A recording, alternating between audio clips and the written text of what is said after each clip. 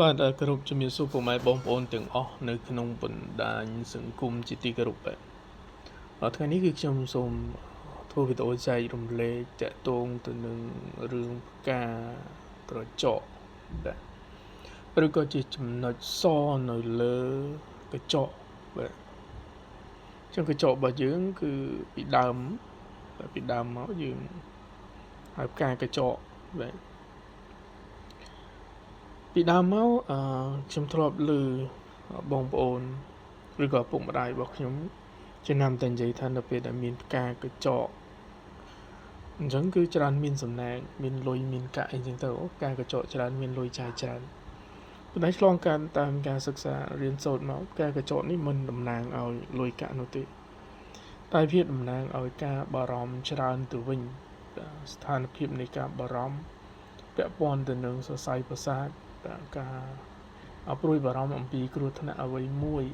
បាទតែតកតងទៅនឹងភាពតានតឹងនៅក្នុងអារម្មណ៍ទៅវិញទេដែលវាបង្កើតចេញជាការកញ្ចក់ឬក៏ចំណុចដែលសនៅលើកញ្ចក់ហ្នឹងបាទអញ្ចឹងជាទូទៅកញ្ចក់របស់យើងគឺពីគុលកញ្ចក់រហូតដល់មកចុងកញ្ចក់នេះគឺការលូតលាស់របស់វាគឺចំនួន6ខែមានន័យថា6ខែបានវាផុតបាទ6ខែបានវាផុតទៅពីគុលមក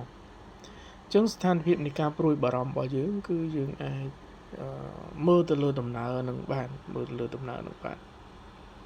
ឧទាហរណ៍ថាដៃមួយនេះលើចង្អុលដៃនេះបើគាត់មានការកញ្ចក់ឬក៏ភាពសឬក៏ចំណុចសតូចនៅលើកញ្ចក់ចង្អុលដៃនេះបាទនៅចំប្រហែលជាពាក់កណ្ដាលអញ្ចឹងបើយើងគិតប្រហែលពាក់កណ្ដាលអានេះ3ខែអានេះ3ខែបាទអញ្ចឹងនៅពេលដែលវាដុះចេញមកពីគុលដៃតែម្ដងឬក៏ដោះចេញពីគុលកញ្ចក់បើចំណុចសនឹងដោះចេញពីគុលកញ្ចក់ចឹងបញ្ជាក់ថាព្រឹត្តិការណ៍ដែលយើងបារម្ភនោះគឺកំពុងតែចាប់ផ្ដើមអាចតែនៅក្នុងខែទី1បាទខែទី2និងខែទី3បើដល់ពាក់កណ្ដាលហើយមានន័យថាវាការដែលចាប់ផ្ដើមឬក៏ការដែលមានការព្រួយបារម្ភនោះគឺចាប់ផ្ដើមបានរយៈពេល3ខែហើយតែវាបញ្ចប់នៅពេលណាវាបញ្ចប់គឺវាមិនកំណត់ទៅលើកញ្ចក់នោះអត់ឃើញចំណុចនឹងទេវាអាចបញ្ចប់មុននឹងវាអាចនឹងបញ្ចប់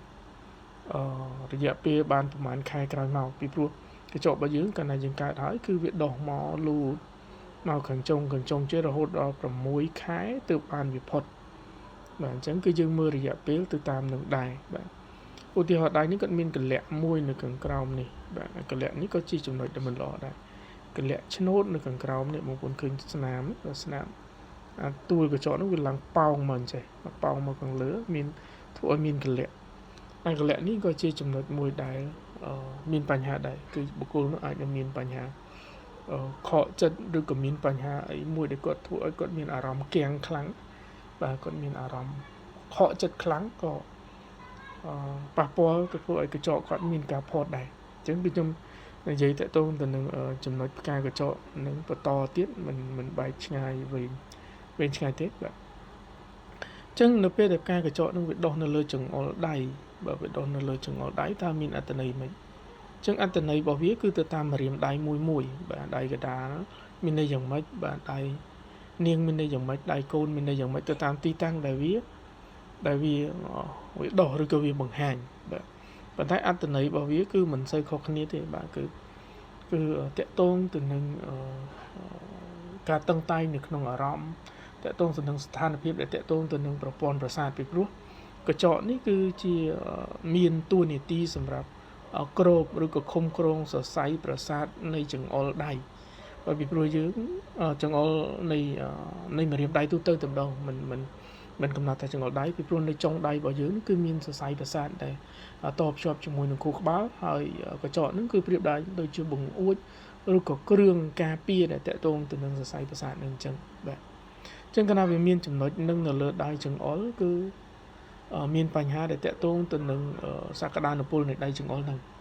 អញ្ចឹងដៃចង្អុលគឺតកតងទៅនឹងមោទនភាពតកតងទៅនឹងអាជីពតកតងទៅនឹងមហិច្ឆតាតកតងទៅនឹងជំនឿ បាទតើតង